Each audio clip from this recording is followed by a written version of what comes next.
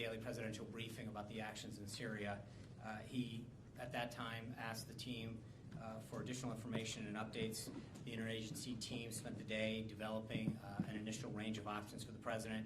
At about 8 o'clock on Tuesday night, there was a restricted deputy committee meeting on the situation. Preliminary options were presented and refined. Sean, can you talk louder, please? I'm sorry. On Wednesday, so on Tuesday night, there was additional.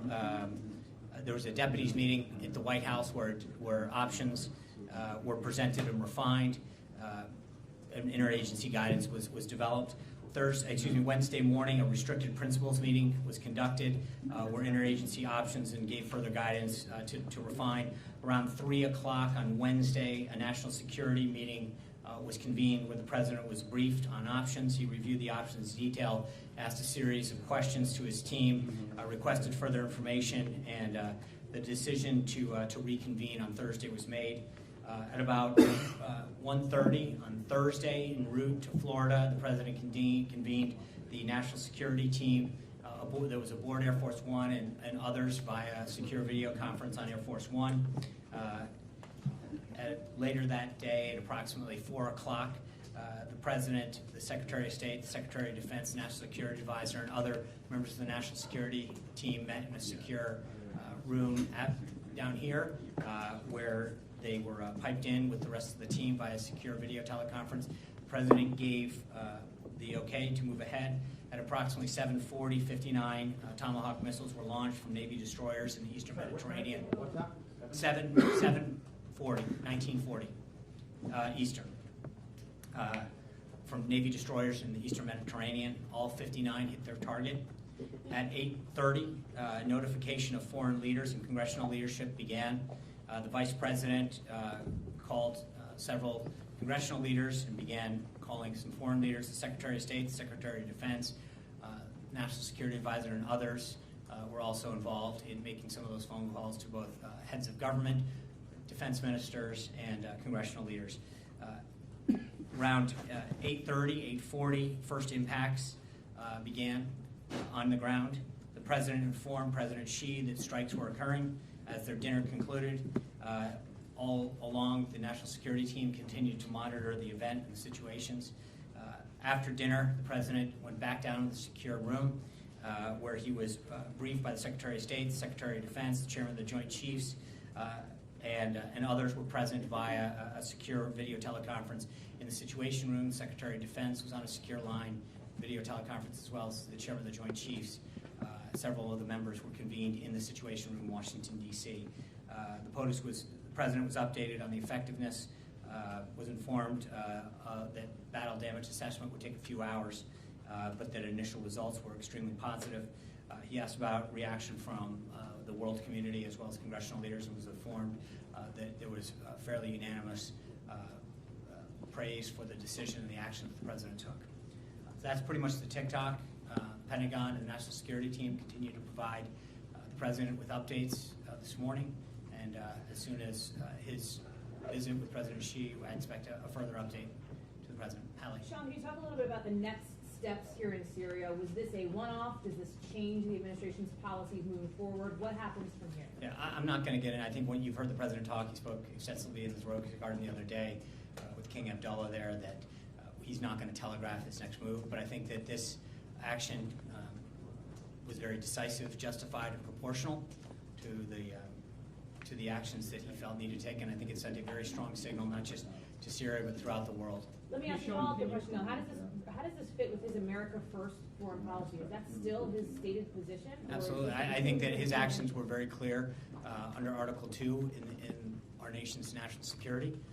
There's a very important national security interest in the region. Stability, and obviously there's a huge humanitarian component to this. Julie?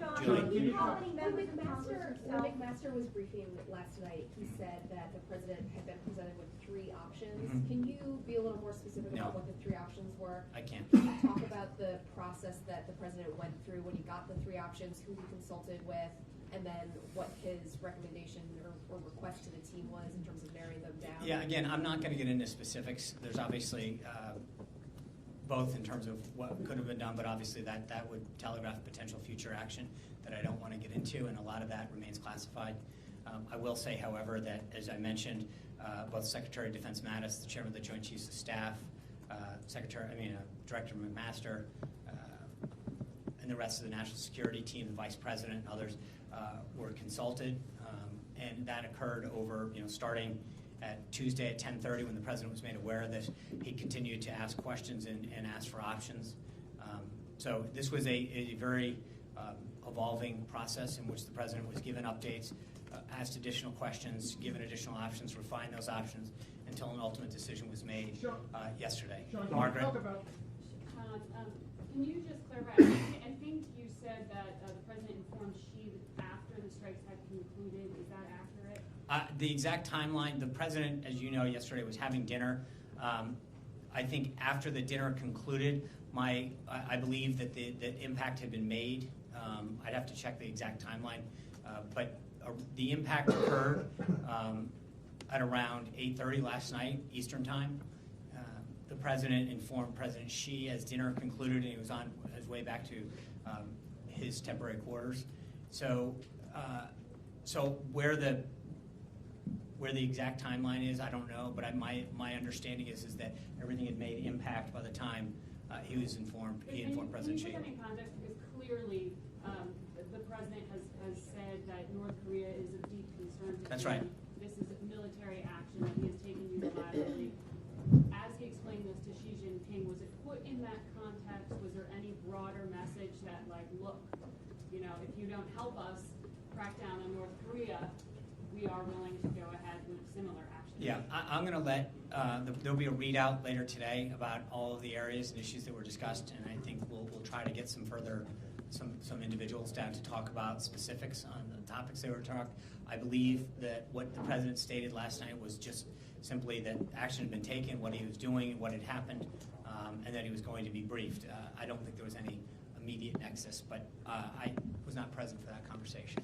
Sean, just to clarify clarifying the follow-up, HR McMaster said last night, I believe, that there were 2 NSC meetings.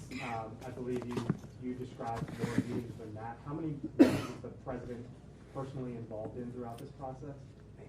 I have 4 that were 4. 4, okay. Well, again, remember it started with the PBD. I mean, it depends. Then 5, yeah. If you count the initial PBD, that was at 10:30 on Tuesday. Okay, and secondly, I know you say the President says he's not going to outline what he is going to do next. He wants to remain flexible, but members on the Hill say that they want to be brought into the process. So how does that mesh, the President keeping his desire of not announcing things, but folks on the Hill saying, hey, we need to be brought in? Yeah, I would just say, as I mentioned, the key congressional leaders and committee heads and ranking members were all informed of the decision. And I think now that action's been taken, I believe that they'll be, they've started to have those conversations. Both the Secretary of Defense, Secretary of State, National Security Advisor, the Vice President, the Chief of Staff, others have been in constant contact with congressional leaders. And I understand your desire to understand what's going on, but I think those are conversations that are going to be held fairly privately in terms of preserving any future action. Hey, Sean, there are some reports out there that there are concerns among U.S. officials that the Russians were involved in the chemical weapons attack that occurred in Syria. What's the latest on that? What can you tell us about that? Is that something that you're looking at? Yeah, I'm just going to, the actions that were taken were clearly against the Assad regime, and I'm not going to say anything further than that. As I mentioned, just on I know Secretary Tillerson noted last night with respect to Russia that was a military deconfliction with respect to the area of operation to make sure that because we're both operating, but beyond that, there was no political contact made with Moscow. But I think last night sent a very clear signal. Yeah.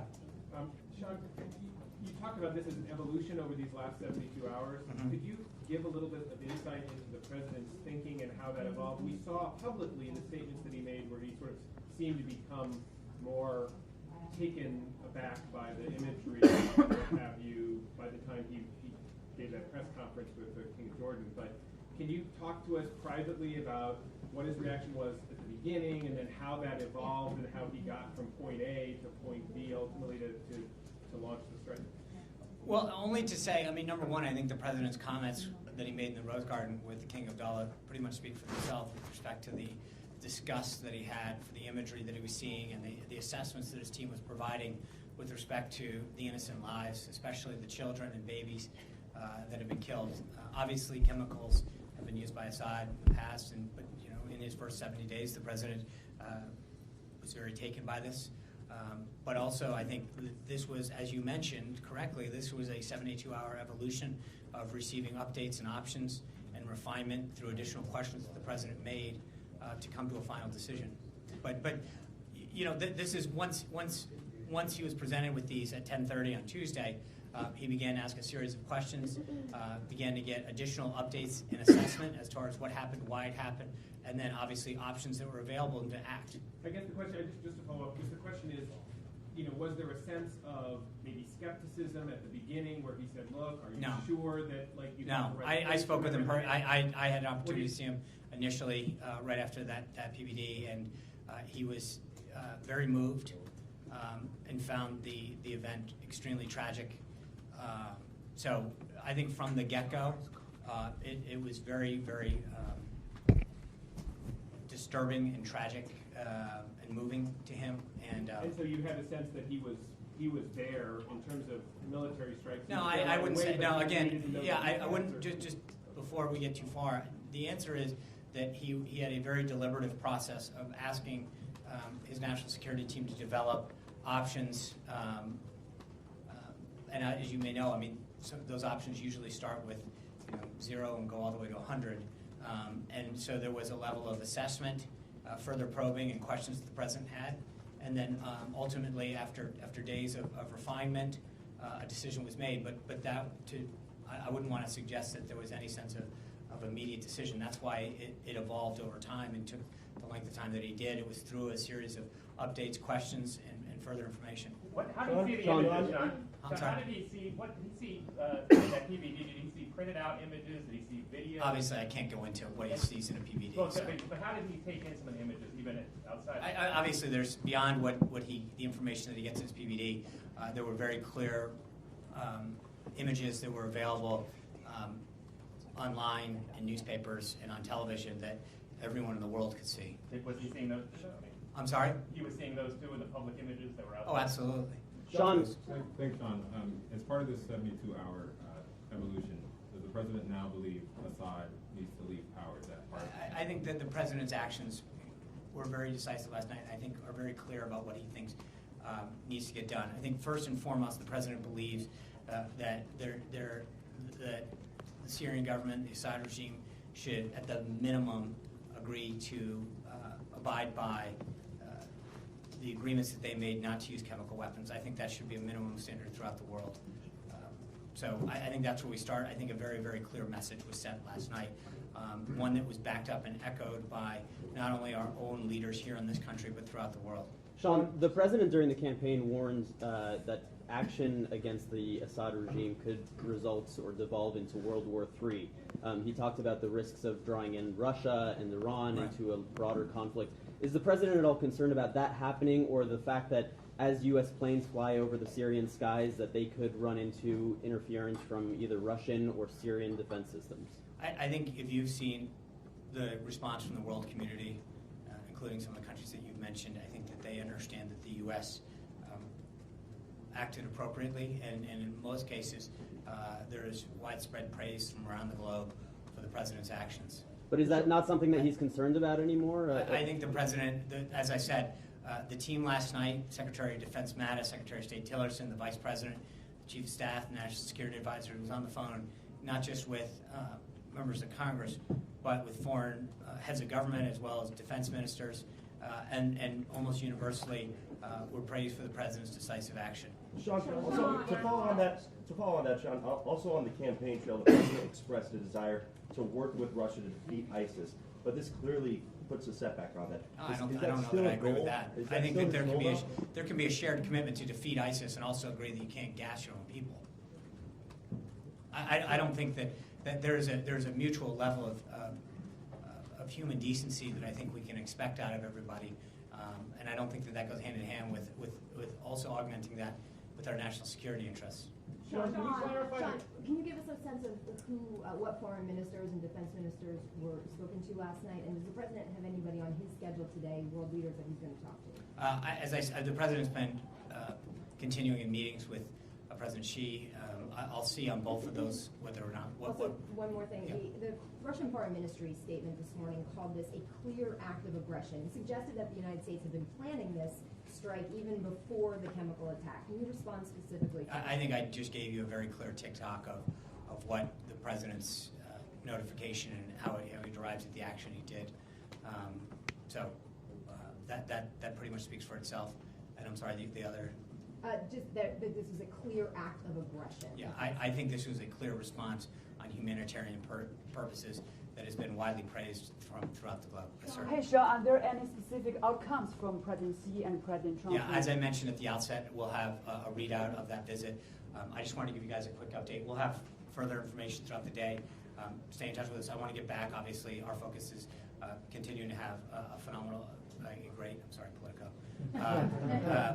I